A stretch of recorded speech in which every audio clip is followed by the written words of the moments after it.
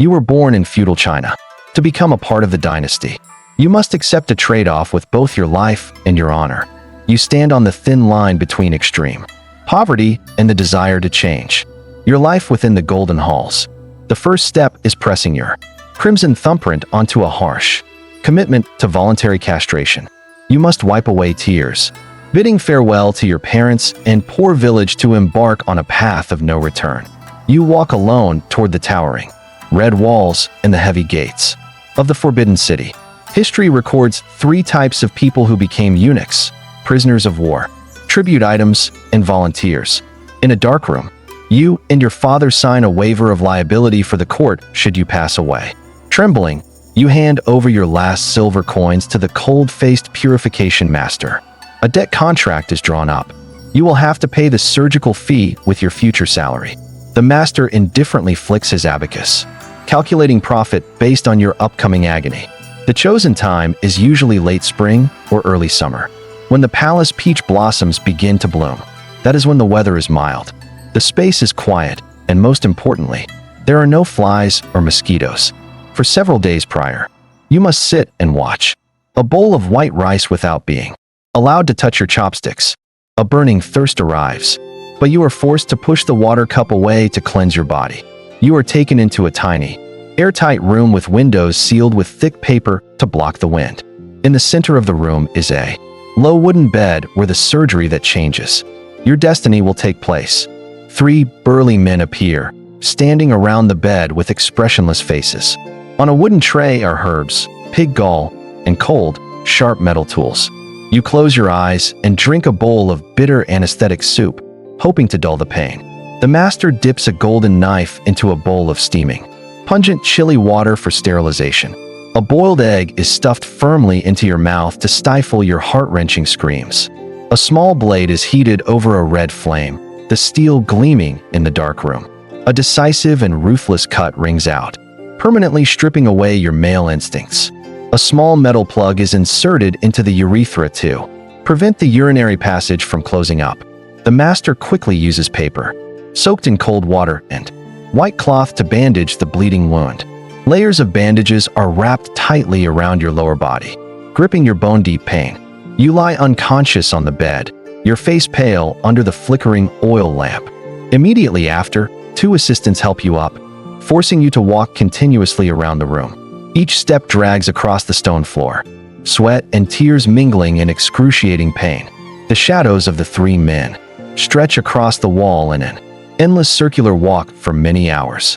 By the 3rd day, you lie gasping with cracked lips, desperate for a single drop of life-saving water. The master approaches, his gaunt hand reaching for the metal plug to prepare for its removal. You hold your breath, eyes wide with fear and hope at this fateful moment. Urine sprays out into a porcelain basin, signaling that you have officially survived. You burst into tears, your thin hands clutching the old blanket in sheer relief. But those beside you have never woken up, their faces ashen in failure. The 20% mortality rate is not just a statistic. Those are lives left behind at the palace gates. Using wooden tongs, the master carefully places the severed body part into a yellow silk bag. The bag is placed neatly inside a finely carved red wooden box called the precious tool. Red wax is dripped down, and the master presses a seal to permanently lock away your past. The wooden box is hung solemnly on the highest rafter in your family's ancestral hall. Every year, your relatives pull the rope to raise the box a little bit higher. Incense smoke surrounds the hanging box, praying for your swift promotion. When promoted, you must bring this box out for the supervising official to verify your castration. You clutch the box to your chest like a treasure, for it is the proof that you are still human. As time passes, hormonal changes cause the beard on your face to fall out completely. You stand before a bronze mirror, touching your smooth skin and your sorrowful eyes. Your voice becomes high-pitched, ringing out shrilly like a child's. Your body transforms with widening hips and a soft, graceful gait in your silk robes. You walk across the vast courtyards of the Forbidden City with a characteristic splayed-foot gait. Steps are short and quick, your body leaning slightly forward to match the hectic palace pace. Your body becomes soft and begins to accumulate fat. Your official robes feel increasingly tight. At age 40, Your skin is wrinkled like an old man's, a trace of terrifyingly rapid aging.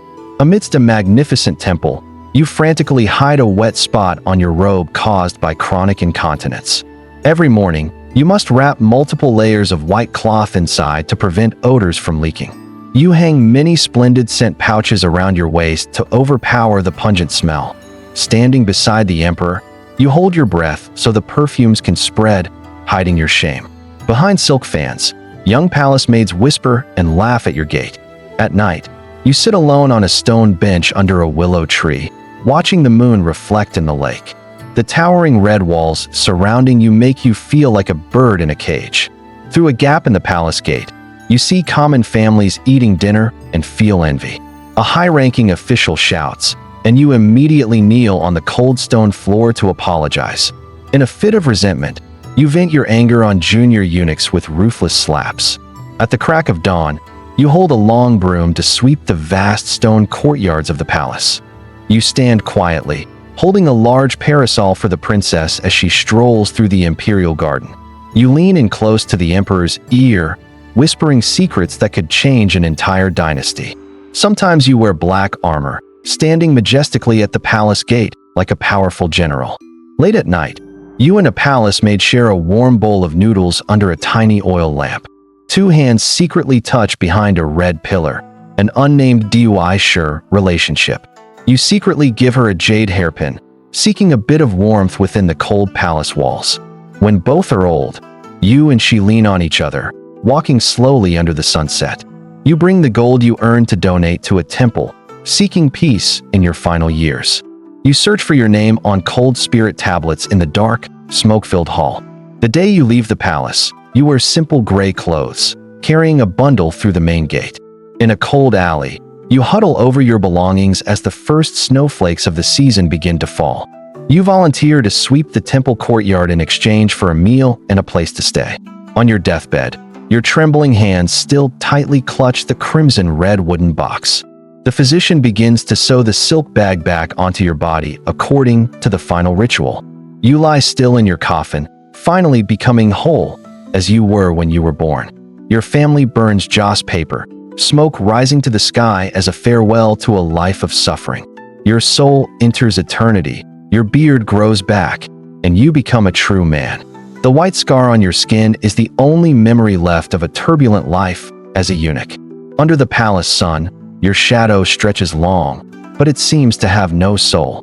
You silently wipe away a tear while carrying a wine tray at a lavish imperial banquet. In the palace library, you blow dust off scrolls recording dark histories. Dreams of gold and silver vanish, leaving only invisible chains binding your life. In 1996, son Yaoting, the last eunuch, sits pensive in a modern room. He uses a magnifying glass to look at an old photo of the Forbidden City, holding painful memories of youth. The massive red gates slowly close, permanently ending a tragic era. The silhouettes of eunuchs across dynasties fade on the long scroll of time. The precious tool boxes are left forgotten in abandoned temples, covered in dust and cobwebs. In a museum, people look at the castration knife behind glass with shock and fear. The eunuch's soul flies over palace roofs, turning into a white bird free in the sky. A long line of children enters the palace again, their faces blurred in the darkness. The emperor's shadow looms over you, a symbol of the absolute power that destroyed your life. Your face reflects in a puddle on the stone floor, blurred by sorrowful ripples. An ancient painting appears, recording the image of a eunuch respectfully leading a horse for his master. The sky over the Forbidden City turns blood red under a brilliant, yet fading sunset. The first handfuls of soil fall onto the wooden box in the grave, closing a lonely life.